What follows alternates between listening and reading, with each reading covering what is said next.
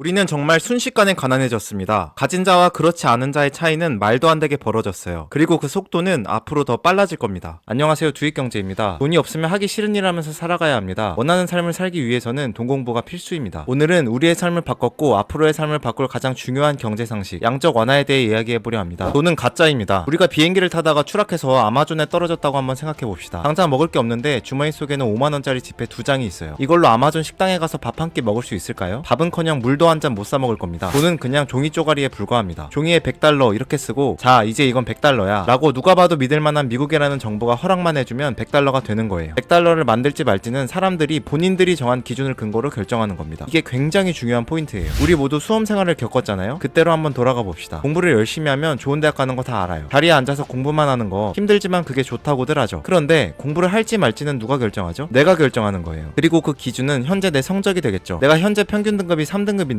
목표가 수도권 대학이면 굳이 지금 공부 더 안 해도 됩니다. 그런데 목표가 스카이 같은 명문대라면 더 열심히 공부해야 하죠. 정확한 데이터를 보고 공부를 더 할지 말지는 사람인 내가 결정하는 겁니다. 경제도 똑같아요. 현재 중요하게 생각하는 경제 데이터가 당연히 있을 거고, 그 데이터가 경제에 좋은지 나쁜지는 사람들의 모임, 그러니까 미국의 연방준비제도 같은 집단이 결정하는 거예요. 그런데 돈은 가짜라고 했잖아요. 돈이 많으면 모두가 다 좋은 거예요. 개인들은 소비를 늘리겠죠. 그럼 기업들은 매출이 올라갈 거예요. 매출이 올라가면 신규 채용을 늘릴 거고, 취업을 못해서 힘들어하는 국민들도 없어지겠죠. 돈이 많아지면 모두가 행복해하고 정부를 탓하는 사람들도 줄어들 겁니다. 그러니까 돈을 풀지 말지 결정하는 연방준비제도는 경제 데이터를 보고 그게 좋은지 나쁜지만 해석하면 됩니다. 내가 이번 모의고사에서 3등급인데 저번 모의고사에서 5등급이었으면 야 2등급 올랐네 하면서 당분간은 공부 안 해도 되는 거예요. 근데 저번 모의고사에서 1등급이었으면 이건 진짜 비상사태인 거죠. 결국 돈이 가짜라는 점을 이용해서 돈을 풀지 말지는 데이터를 어떻게 이해하냐에 따라 달린 겁니다. 돈을 푸는 주체는 연방준비제도, 줄여서 연준이 결정한다고 했죠. 근데 이 경제 용어를 그냥 돈 푼다라고 하긴 좀 그렇잖아요. 그래도 다 박사 출신의 공부를 좀 한 사람들이니까요. 그래서 돈을 푸는 정책을 양적 완화라고 부릅니다. 영어로는 quantitative easing, 줄여서 QE라고 하는데, quantitative는 돈의 양을 뜻해요. 그리고 easing은 완화하다라는 뜻을 지니고 있죠. quantitative easing은 돈을 퍼부어서 경제의 긴장도를 좀 완화하겠다라는 뜻인 겁니다. 사실 이게 시작된 지 20년이 안 된 따끈따끈한 정책이에요. 원래 연준은 이자율을 통해서 돈의 양을 조절했어요. 은행끼리 급할 때 돈을 빌려주는 이자율만을 연준이 회의를 거쳐서 컨트롤했고, 나머지 금리들은 언젠간 따라오겠지 하면서 기다리는 방식이었습니다. 근데 양적 완화는 그게 아니에요. 초단기 이자율, 초단기 금리라고 할게요. 초단기 금리를 조절하고 나머지 금리들을 마냥 기다리는 것이 아니라 연준이 직접 장기 금리들을 조절하는 굉장히 적극적인 정책이었어요. 아니 뭔 소리야 이게 싶으시죠? 금리를 이해하려면 채권에 대해 간단하게라도 알고 넘어가야 합니다. 채권은 정부 같은 기관이 돈을 빌리는 증서예요. 돈을 빌리면 그 대가로 이자를 줘야 되죠. 우리가 들고 있는 예금, 적금은 원금에 대한 이자를 나중에 주는 시스템이에요. 근데 채권은 원금에 대한 이자를 나중에 주는 게 아니라 미리 할인해서 파는 시스템입니다. 투자자 입장에서는 나중에 이자를 받는 거나 어차피 원금을 받을 거면 지금 이자를 깎아주는 거나 똑같아요. 어차피 얻는 이익은 같거든요. 이때 투자자가 얻는 이익을 금리 또는 수익률이라고 합니다. 적금 금리를 적금 수익률이라고 불러도 별로 이질감이 없잖아요. 뉴스에서 채권 수익률이 채권 금리와 같은 말로 쓰인다는 게 다 이런 이유 때문이에요. 사실 채권은 더 복잡한데 다른 영상에서 다뤄보도록 할게요. 자, 채권이라는 시스템은 이자를 미리 가격에서 깎아서 준다고 했잖아요. 근데 이 채권도 어찌되었건 상품이라 사는 사람들이 많아지면 가격이 올라갈 수밖에 없어요. 나중에 줄 돈은 정해져 있는데 산다는 사람들이 많아지면서 가격이 올라가면 어떻게 될까요? 맞아요. 그만큼 채권을 삼으로써 얻는 이익이 줄어드는 거예요. 수익률 또는 금리가 떨어지는 겁니다. 이거 어렵잖아요. 쉽게 가보자고요. 한여름에 마트에서 아이스크림을 1,000원에 사서 아이들 학교 시간에 맞춰 2,000원에 되파는 아저씨가 있습니다. 아이스크림 하나 팔 때마다 1,000원씩 이득을 보니까 와 이거 할만한 장사인 거예요. 근데 갑자기 한 학부모가 우리 아들 전교회장 됐으니까 아이스크림 파티를 한다고 합니다. 그 동네에 있는 아이스크림을 다 그 집 아들이 사갔어요. 아이스크림이 동나니까 하나에 1,000원 하던 아이스크림이 1,900원까지 올라버렸어요. 열심히 마트에서 사와도 하나에 1,000원 벌던 수익이 100원으로 줄어든 거예요. 이렇게 양적 완화라는 건 연준이 직접 장기채권을 대량으로 매입하면서 장기채권 가격을 올려놓는 정책이에요. 장기채권 사서 이득 좀 보려는 투자자들의 수익률은 가격이 올라간 만큼 줄어들겠죠. 자, 양적 완화를 다시 정리해봅시다. 원래 연준은 초단기 채권 가격만 조절을 했는데 양적 완화라는 새로운 정책으로 장기 채권 가격까지 조절하게 되었다. 가격을 조절하는 방식은 채권을 엄청나게 사서 가격을 올려놓는 단순한 방식이었다. 그로 인해서 채권 투자자들의 수익률은 떡락하게 된다. 이렇게 정리할 수 있겠네요. 그럼 연준이 원래 안 하던 짓을 하는 이유가 있겠죠. 양적 완화를 하는 이유를 대부분은 단순 돈풀기라고 생각합니다. 시중에 있는 채권을 엄청나게 사고 그 가격을 연준이 그냥 돈을 찍어서 지불하는 방식이니까 시장에 돈이 엄청 풀리게 되는 건 당연하죠. 대부분의 언론 매체에서도 이 양적 완화를 무제한 돈풀기라고 설명하고 있어요. 그런데 사실 중요한 게 숨겨져 있습니다. 이게 핵심이에요. 자, 아까 그 아이스크림의 경우를 생각해봅시다. 뜬금 파티로 가장 이득을 본 건 당연히 그 근처 아이스크림 마트 사장님들이에요. 아이스크림이 엄청나게 팔렸으니까 이날 하루만큼은 돈을 엄청 번 거예요. 번 돈으로 애들 학원비도 내고 소고기도 사 먹으면서 그 동네 소비가 활성화되겠죠. 그럼 1,000원 벌던 아이스크림 아저씨는 이제 100원을 벌게 됐잖아요. 생각해보니까 100원 벌 거면 한여름에 땀 뻘뻘 흘려가면서 아이스크림을 사올 가치가 없을 것 같아요. 저라도 안 할 것 같아요. 근데 옆 물류창고에서 택배 일을 하면 일당을 20만원을 준대요. 좀 더 힘들지만 수익이 좋으니까 그 일을 하러 갑니다. 시작합니다. 연준은 이걸 노린 거예요. 연준이 장기 채권을 엄청 사버리면 장기 채권 가격이 떡상하게 되고 그만큼 수익률이 떨어지니까 채권 같은 안전자산으로 돈을 벌려던 투자자들의 구미가 이제 안 당기는 거예요. 채권을 산 돈은 시장에 넘쳐나는데 채권 가격은 연준 때문에 엄청 올라 있으니까 매력이 없고 그 돈으로 주식, 부동산, 비트코인 막 이런 걸 사려고 눈을 돌리는 거죠. 시장에 돈을 엄청나게 불고 이 돈들이 채권을 제외한 모든 자산으로 흘러들어가서 자산 가격을 올리는 것. 이게 바로 연준이 의도한 양적 완화의 진짜 목적이었어요. 이건 불과 3년 전 우리나라만 봐도 연준의 의도를 바로 캐치할 수가 있어요. 2021년에 부동산이랑 주식, 비트코인 등 자산들이 엄청나게 떡상을 했었잖아요. 그때 길거리에 포르쉐, 벤츠들이 넘쳐났어요. 팔지는 않았지만 내 집 가격이 엄청 올라버린 덕분에 오마카세니 해외여행이니 돈을 엄청나게 써댔잖아요. 다들 아실 거예요. 이걸 자산 가격 상승에 따른 소비 증대, 즉 부의 효과라고 해요. 소비가 늘면 경제가 살아나고 기업들 실적이 좋아지니까 다들 활력이 돌잖아요. 연준은 침체되는 경제를 살리기 위해 장기 채권을 대거 사들이면서 부의 효과를 기대한 거예요. 양적 완화가 단순히 돈풀기라고만 이해하면 이 정도까지 이해하기는 힘들어요. 우리는 연준의 진짜 의도를 알아야 합니다. 2020년 연준의 무제한 양적 완화 이후로 연준이 바라던 대로 시장에 돈은 넘쳐나고 부동산, 주식 같은 자산 가격은 하늘을 뚫어버렸어요. 연준이 바라던 부의 효과로 소비는 엄청나게 살아났고요. 이때 우리나라도 부동산이 원인이 되어서 벼락거지가 거의 올해의 키워드 막 이랬잖아요. 실제로 양적 완화는 자산을 산 사람과 안 산 사람의 차이를 벌려버렸어요. 저도 이때는 경제를 몰라서 자산을 못 샀고 지금이라도 열심히 공부하면서 뒤쫓아가고 있고요. 지금은 양적 완화가 중단되었지만 영상 초반에서 말했듯이 돈은 가짜고 돈을 찍어낼지 말지는 사람이 결정해요. 돈을 찍어내면 모두가 좋으니까 양적 완화는 반드시 또 시작할 거예요. 그리고 그때가 되면 양적 완화라는 개념을 알고 있냐 모르고 있냐 차이로 다시 벌어지기 시작하겠죠. 이렇듯 양적 완화는 우리의 인생을 바꿨고 또 우리의 인생을 바꿀 겁니다. 오늘 영상 꼼꼼하게 시청하시고 아직 늦지 않았으니 인생 바꿔봅시다. 지금까지 두익경제였습니다.